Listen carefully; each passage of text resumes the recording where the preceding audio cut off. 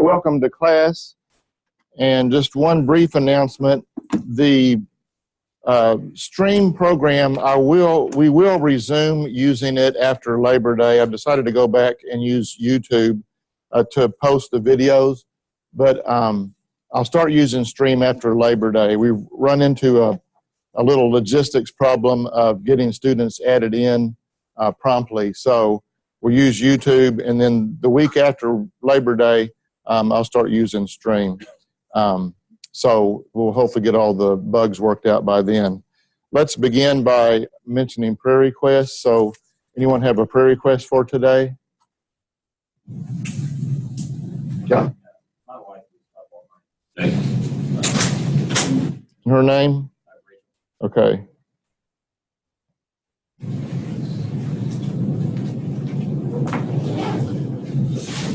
All right, and then Joseph mentioned prayer for the MRI. Where is Joseph? Yeah, how was that? Okay. Your what? Okay. Good, thank you. Anyone else? Yeah. Last week we prayed for my son. So just to follow up, last Thursday after chapel, we had a doctor's appointment, and the doctor was amazed there was no infection in his finger. So I know what happened is. Yeah. Broken finger with a cast up to his elbow, but he's Great. Thanks for letting us know. Thank you. All right, let me lead us in prayer. Lord, we thank you for today. Thank you for your watch care over the class and over these prayer needs that we've mentioned. Thank you for Joshua being better. Pray for your continued healing. And for Tilany, continue to pray for a place to stay for her. And then, Lord, we pray, we thank you for the good results from the MRI as well. And pray for your watch care over Joseph. Then we lift up Rachel and ask for your healing and help for her. And Lord, for any unspoken requests that there may be this morning, we thank you that you know the need and have the answer. And thank you for the privilege of prayer. We ask for your guidance in our class today. We ask this in your Son, Jesus' name. Amen.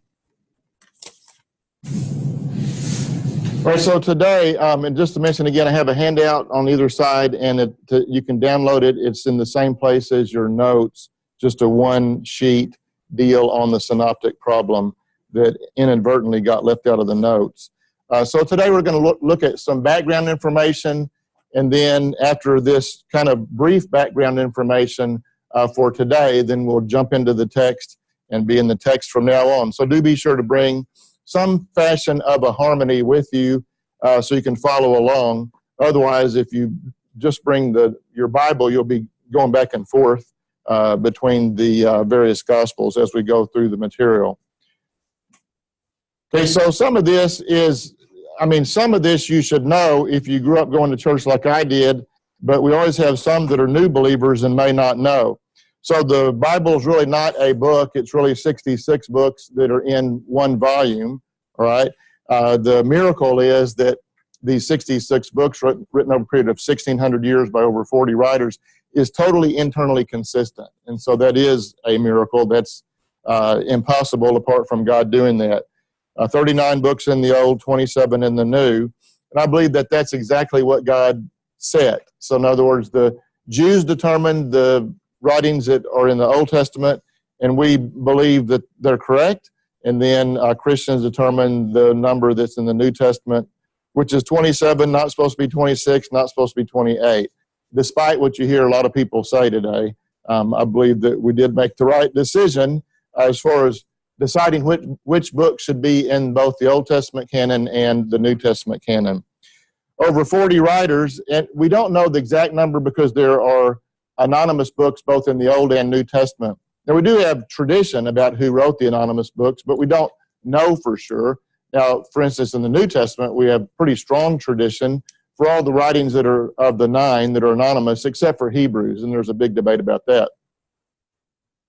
But that's why we say 40 plus. We can't give an exact number.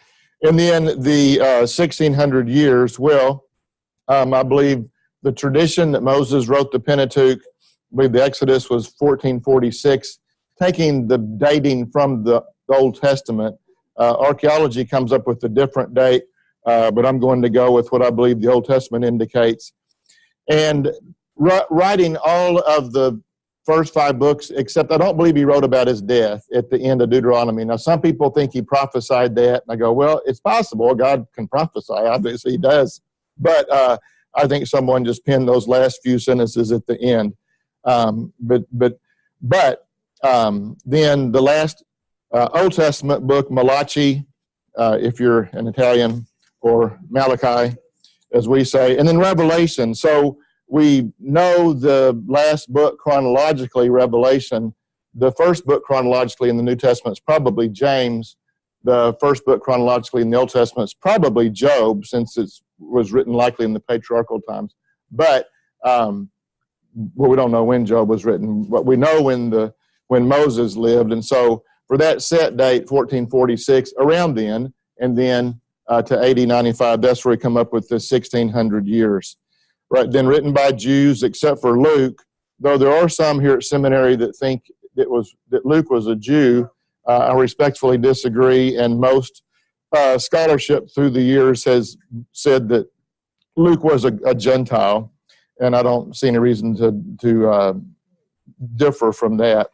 Then the languages, Old Testament mostly in Hebrew, New Testament in Greek, and then some Aramaic in both. All right, and then the word Bible is from the Greek word biblos, which means book. And that's all it means, just book. So why is it just called the book? Well, Christians were some of the first to embrace the book, which another word for that is codex, because of the Gospels being put together. And I forgot to bring it today, so I'll bring them on Thursday, but I have some papyrus and parchment to show you. But as you have the scroll rolled up, then as you read it and unrolling and rolling it up, that's quite cumbersome when you get to a long book like Luke. So Christians found it much easier in the codex form, the book form, than to go back and forth, especially when you read something in Matthew and you want to compare what Luke said. Well, it's quite easy in a book to do that. But imagine a huge scroll. So by the time you rolled up Matthew and got through Mark and went to Luke, you forgot what Matthew said. Then you got to go scroll all the way back to Matthew. Or even if there are separate scrolls, it's just quite cumbersome. And so then the term stuck to the Bible.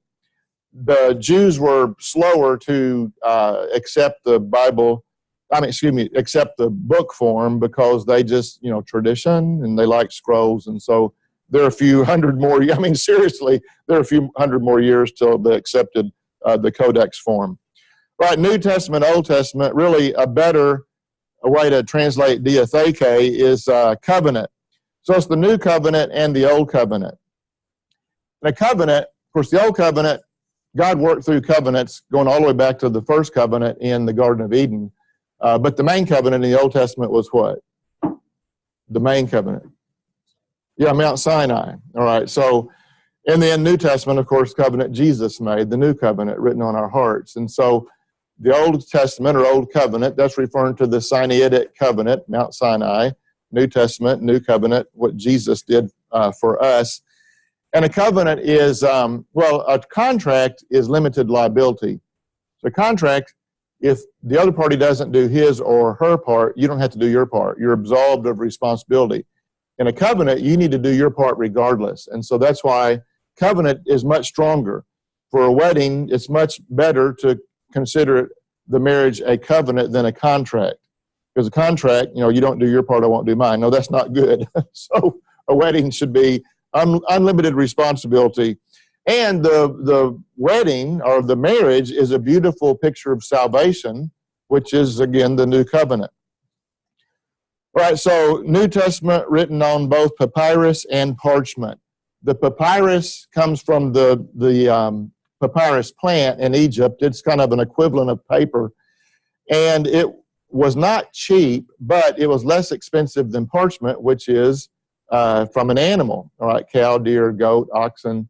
But understand, obviously, when you make a page, which a goat would be about 1 or 2 pages on the hoof, okay? So you make a goat into a page or two, and that's it. No more goat. versus lots of milk for a long time. So obviously papyrus would be less expensive, again, though not cheap. So our oldest copies of the New Testament are on what? Parchment or papyrus, would you guess? I mean, some of you may know. Yeah, papyrus, because it's less expensive. And so once you knew a document was special, then you would try to record it on parchment if you could afford to do so. But even though I believe they knew the New Testament writings were special, again, a lot of the early church was poor. I mean, because most of humanity was poor back in the Roman Empire, there was a mixture of economic strata represented in the church from the beginning, but it was mostly poor people. So our oldest copies of the New Testament are on papyrus, and they'll be designated as P something, like P64. That means papyrus number 64. All right, so first of all, they were in scroll form, again, whether parchment or papyrus, using carbon-based ink.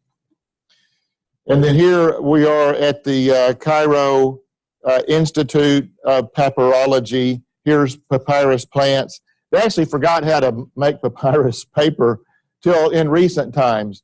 And knowledge in history goes like this, up and down, up and down. And so Egypt right now is more of a downturn, because you look at how they till their field and all today is not much different than it was 4,000 years ago. And yet these were people that built the pyramids, all right? Well, or else the aliens did. But, I think the Egyptians were, so they're the zenith there, but as far as knowledge, they're towards the bottom. They didn't even remember how to make papyrus till they rediscovered it a few decades ago. So they cut it into shorter pieces, soak it, and then they weave it into a sheet, laying the layers on top of each other. Then they press it down for a week to get all the moisture out, because there's no man-made materials in it. And that's why it lasts for a decent amount of time. Now, your books or Bibles with usually acid in the paper maybe last 50 years or 100 if you're lucky. But if there's no acid content, then they will last several hundred years. And of course, the Dead Sea Scrolls have lasted almost 2,000 years. Again, but that's because they were on parchment, animal skin, or papyrus with no man-made materials, and because the climate was so dry. Right, so then that's papyrus. Then here's some parchment on the hoof. All right, so that's the two materials in which we find the scriptures. But the intertestamental periods, that's the time between when the Old Testament ended, or the writings, and then the New Testament. So roughly 400 years of silence. It's important to have some appreciation of the Old Testament background to then understand the mindset of the people in Jesus' day, because Galatians 4:4 says, in the fullness of time, God sent his son, born of a woman, born under the law. I believe God had everything just right for Jesus to come. So as we look at the intertestamental period, and that helps us to have an appreciation of how were the times just right. Right, so as the Jew in Judah looked back in Jesus' day to when they had independence, there's only a brief time of independence right before Rome came and took over in 63 BC, just a brief period of independence. Before that, it was before the Babylonian exile where they really had independence, all right, going back to the first deportation under Babylon was 605 BC. So a Jewish person in Jesus' day, to think back when they had freedom, no foreign power subjugating them, except for this brief window between the Greek and the Roman occupation, they'd look back to the 7th century BC. So understand, they were really ready for freedom, and they thought the Messiah would come kill whoever was in charge. And so, of course, in Jesus' day, it was the Romans that were in charge. All right, so obviously, though, it wasn't just the foreign power. It was God that used that foreign power to punish the Jews. In other words, from the fall of the northern kingdom by the Assyrians in 722, what God told the prophets is turn back to him or God's going to bring judgment. And he did. He brought judgment through the Assyrians. And then because King Hezekiah was a good king and the people usually followed what the king did by and large, God did not have them conquer the south. But ultimately, he did have the Babylonians conquer the south because they also turned away from God. I mean, the north had 0 good kings. The south had 8 good kings. Right, so the Babylonians, then starting in 605, then to around 539, then was the Babylonian captivity. And so, the dates vary, you could say, to 535, and then that would be the full 70 years, and then 535 when they returned. Right, so what the Babylonians did when they conquered, another word for the Babylonians is Chaldeans, they destroyed the temple, which the Jews thought that would never happen. I mean, they were totally discombobulated by that. They believed God would never allow something like that to happen. But God did. And so there were the Jews that were deported. The Babylonians took the best of the Jews each time they came through Palestine. So in 605, 597, 586, each time they took the best out, but went back because the Jews continued rebelling. But in 586, that's when they not only took the third group of the best Jews out, but then destroyed the temple. So the people of Judah in Babylon, that were taken to Babylon, were very discouraged, but they did see some positive things, because from that, they turned back to God. They became more people of the book. They were interested in the Bible more. I mean, all the Bible hadn't been written yet, of course, but interested in the scriptures that had been written. And so there were some positive features that came out of that punishment, and that's a theme we see throughout Scripture. So they're allowed to return then from Babylon, but then, and that's because the Medes and Persians took over, took Babylon really without a fight. But now they were the foreign power. They were not nearly as mean as the Babylonians were, but they were still a foreign power. So it was Cyrus the Mede that allowed the Jews to return, 538, some date it even to 535, plus or minus a couple of years. And by the way, with dates, in ancient times, often there is a variance. You read one textbook say one date, another one says a date 1 year different from that. So just understand, as we bring their dating system into our dating system, sometimes there is a difference of opinion among scholars. Whenever that's the case, if I ask you a date, I'll accept any of the dates of that variance that you'll read in various scholarly writings. All right, so then they didn't do it quickly, but after they were encouraged by the prophets, and they finally rebuilt the temple. So the second temple, dedicated in 516, that's the temple that was standing in Jesus' day, right? So second temple, and we called this period from 516 until it was destroyed by the Romans in AD 70, the Second Temple period. I know it's not really a catchy title, but it lets you know that's the Second Temple. Now, King Herod did greatly enlarge the Temple Mount and did some things like that, and some people call that the Third Temple, but that's not true. It was the Second Temple when they rebuilt it from having it was destroyed, by the Babylonians. And that stayed till Rome destroyed it in the first Jewish revolt against Rome in AD 70. So that's the temple. When Jesus came, that was the temple that was standing. Okay, then, of course, as you study the history of the Western world, you're also learning about Israel's history. Or another way to put it, if you learn Israel's history, then you're learning the history of the Western world. Because when the Jews were not faithful, then God allowed a foreign power to subjugate them, and usually it was the foreign power that was the main one in control. And so as Alexander got powerful, then the Greeks took over. So Alexander the Great was very powerful. His dad was a powerful general, Philip II, and he left Alexander a great army that Alexander inherited, and then also hatred of the Persians. See, the Medo-Persians were in charge of the Mediterranean world. So Alexander then conquered all of what we call Greece today, what they called Macedonia and Achaia, and then continued pushing east, conquering the Persian area. And so as he did, as he conquered areas, he felt like the Greek culture was the best, and so he left the Greek culture everywhere he went. It's called Hellenism.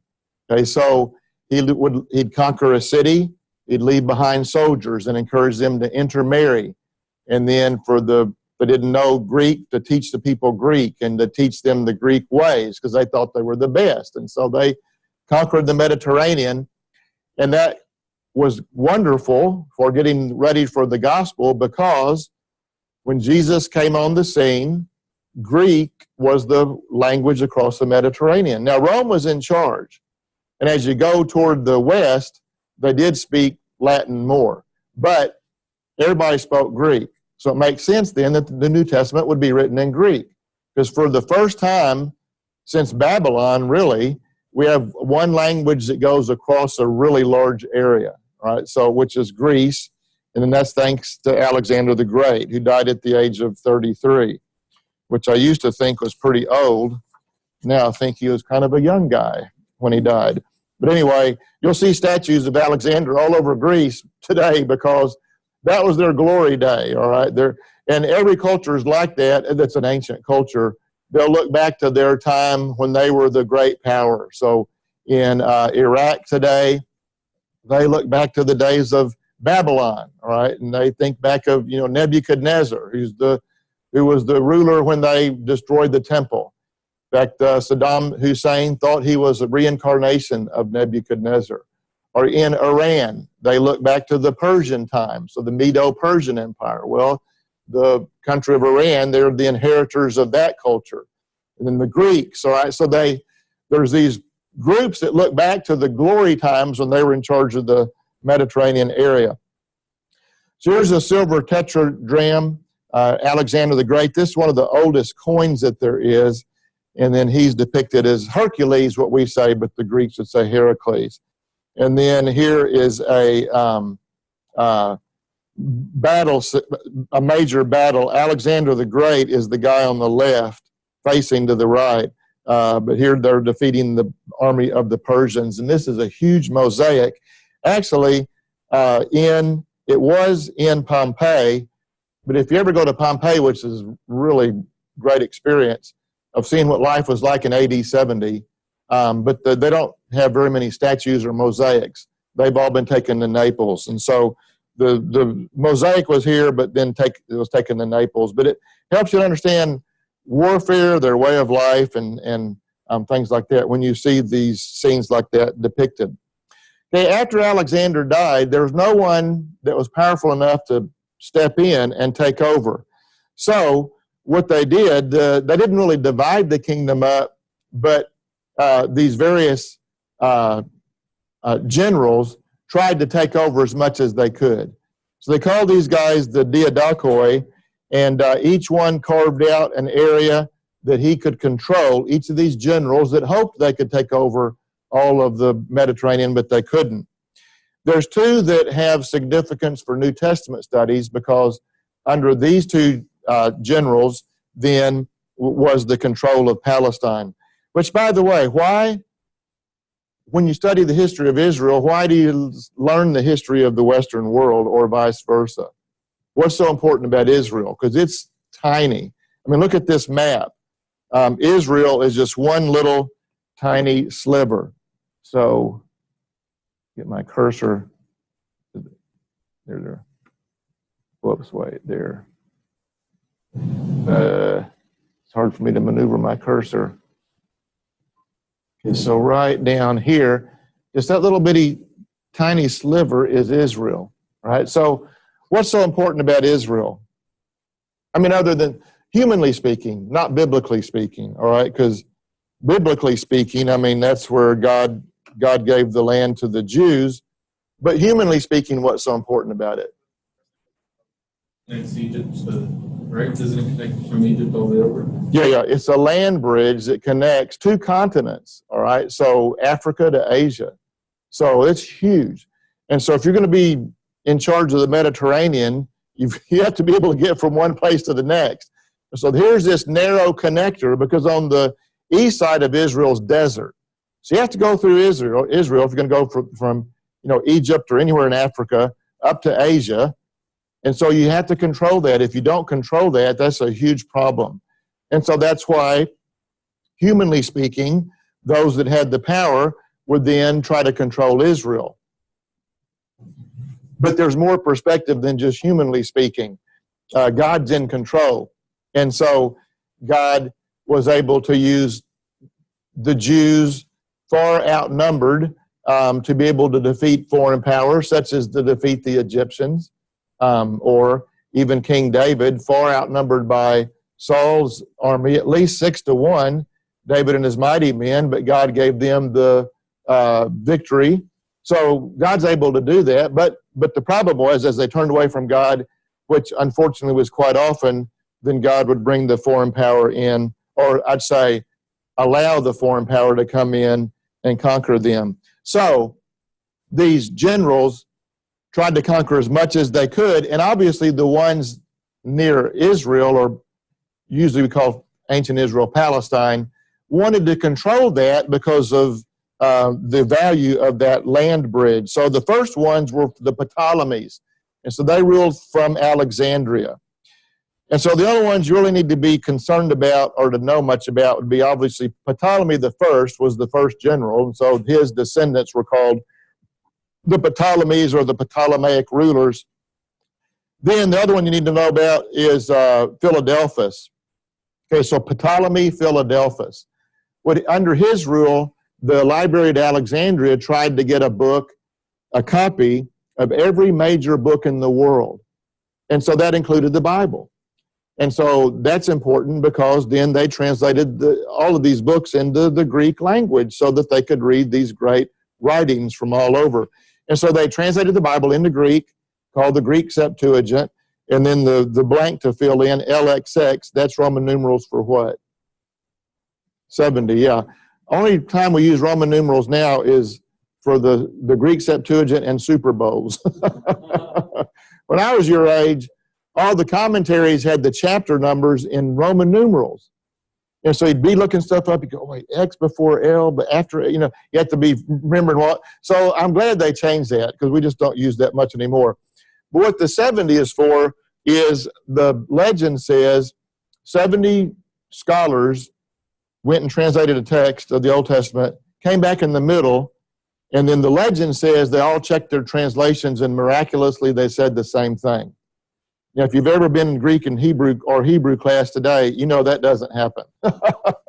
And I do believe the Bible is inspired by God, and I do believe God's hand was on the transmission of His Word in our Greek and Hebrew texts, but I don't believe every time it's translated there's some miracle going on. In other words, when you translate the New Testament into some new language, that's not God doing a miracle through you. That's you learning the language and then the understanding the rules of syntax and stuff, and then doing that work.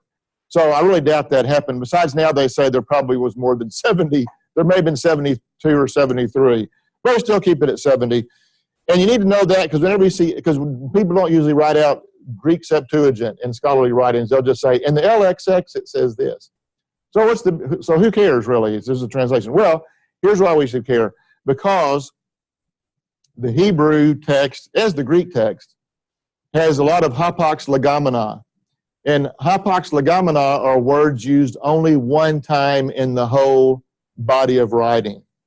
So in the whole Old Testament, so some words, or many words, just used one time. If it's only used one time, well, let me back off.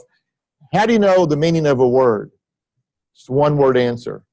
Context. All right, so the context. All right, but sometimes you'd like to have more context or to see the word used in other contexts.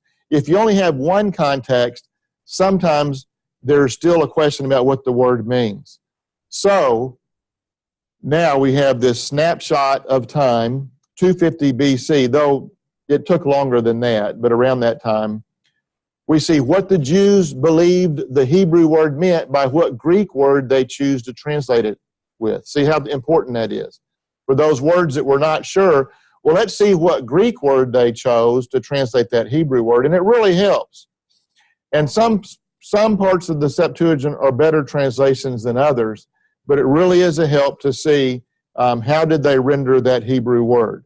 And so with Greek, we also have hapax legomena as well, but with Greek, we have a lot more Greek writings that are contemporary that we can consult and see what the use of that Greek word is in another writing. We just don't have much as far as other Hebrew documents. So there's where the Septuagint is helpful, and I will let you know more about that later. But the Gentile Christians really like the LXX. Why? They didn't know Hebrew. I mean, Jews knew Hebrew, and Jewish Christians, well, really, in Jesus' day, they used the Hebrew Old Testament in the synagogue, but they'd quote Scripture in Aramaic, which is a close cousin to Hebrew. So Jewish Christians would know that, but for Gentiles, I mean, that was much easier for them to read in a language that they knew, which would be Greek. But you don't need to know this for New Testament reasons. By the way, doesn't Philadelphus look kind of cross-eyed? Anyway, I don't know. so the cross-eyed guy had all the books translated. But anyway, we're thankful to Philadelphus.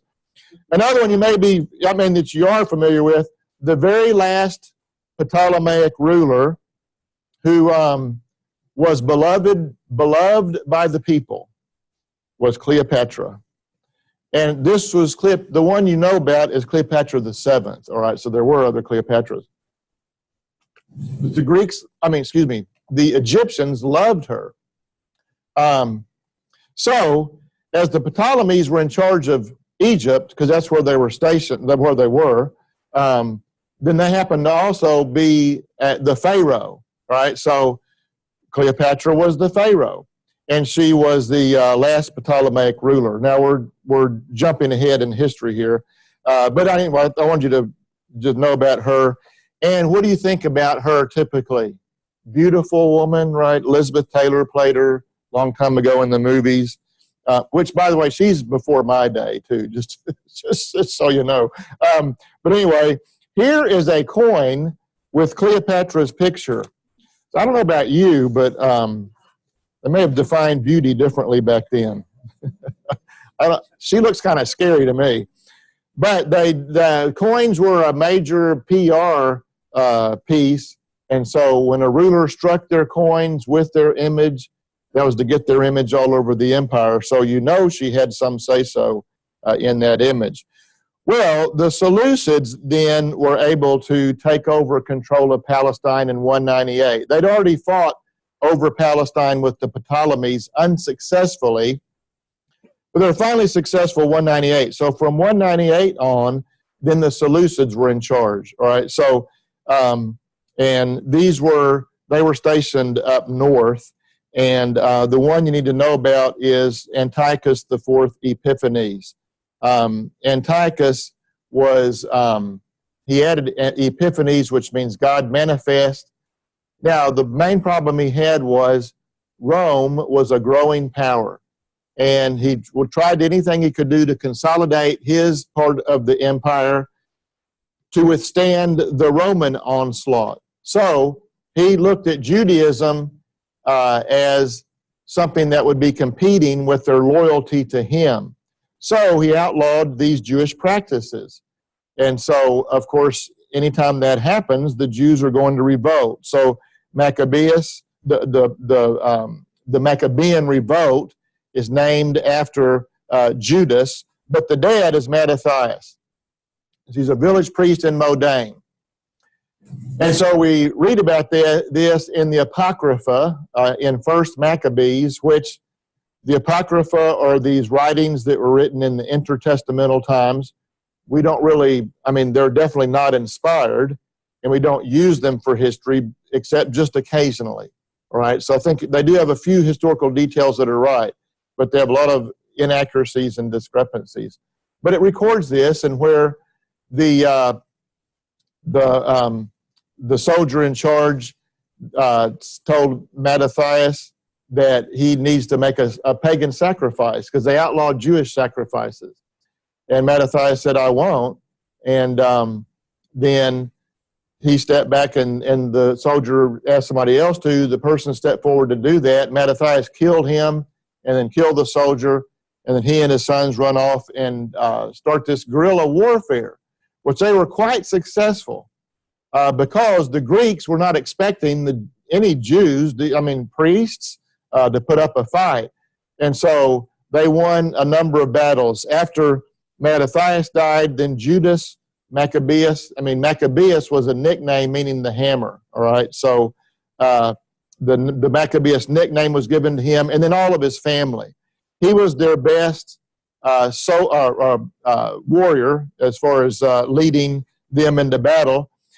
And so then they were able to recapture the temple, and they cleansed it, and the feast that celebrates that is Hanukkah.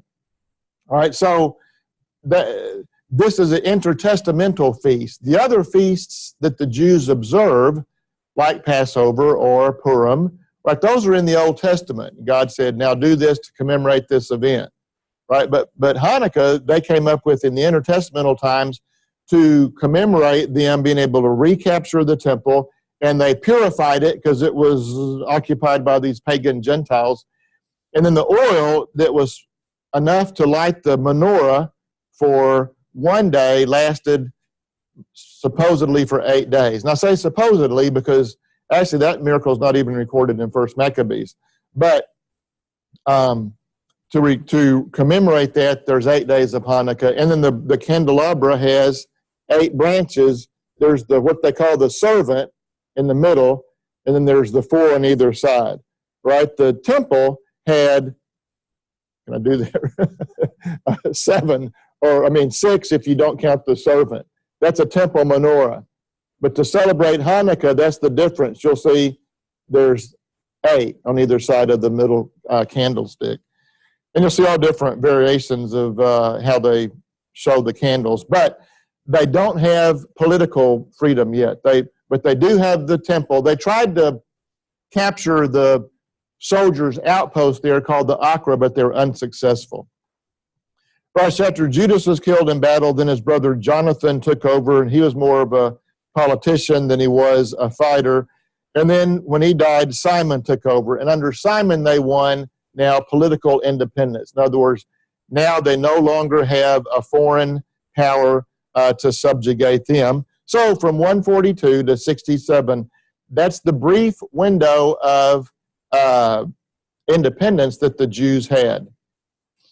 Okay, so I'm not holding you responsible to know these various rulers, but these are the high priests, starting with Simon. So now they're not only the political leader of the Jews, but also they call themselves the high priest. Now that's a problem, because the way God always had it set up under the kingdom was that there's the king, but then there was the high priest that was separate, all right? And then the problem Saul got into when he did some of the high priestly duties, that was always supposed to be separate. But the Maccabeans, they just said, hey, I think I'll be high priest too. And the Jews didn't complain because the Maccabeans won their independence. But it was a problem, even with Salome Alexandra, who is a woman, the 5th leader. Plus, they weren't through the lineage of Zadok, which was a problem as well. But the Jews, again, they went along with it because they were independent. And so they're so glad for that. They didn't complain about details like they weren't of the right lineage, or the leader should not also be the high priest.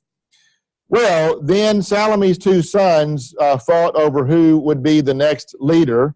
And so then there was civil war for those 4 years, and then Pompey stepped in to allegedly or supposedly bring peace. And then he said, as long as we're here, we're in charge now. Which is the way that Russia used to do it back in the Soviet Union. they would expand by supposedly going and making peace in a nearby nation, and then they go, as long as we're here, we'll just stay here, and now you're part of the USSR. And so that's the way that Rome did it. So definitely starting in 63, the Jews are no longer in their brief window of independence, and now it's Roman rule. Now, Rome didn't start then. Rome started all the way back in 753. So in Jesus' day, how did you date something? Well, often from the start of Rome. You say, well, that happened in the 802nd year since the founding of Rome, or since the start of the Olympics, which started 776 BC, or other ways. But we really are better on the dates now than at any time except back at that time. In other words, we dig up archaeological data and continue to fine-tune what we believe the dating system is. And so we can be sure on a lot of these that we're either on the right date or very close to it. Okay, so at first there was a triumvirate of power because the Senate was in charge.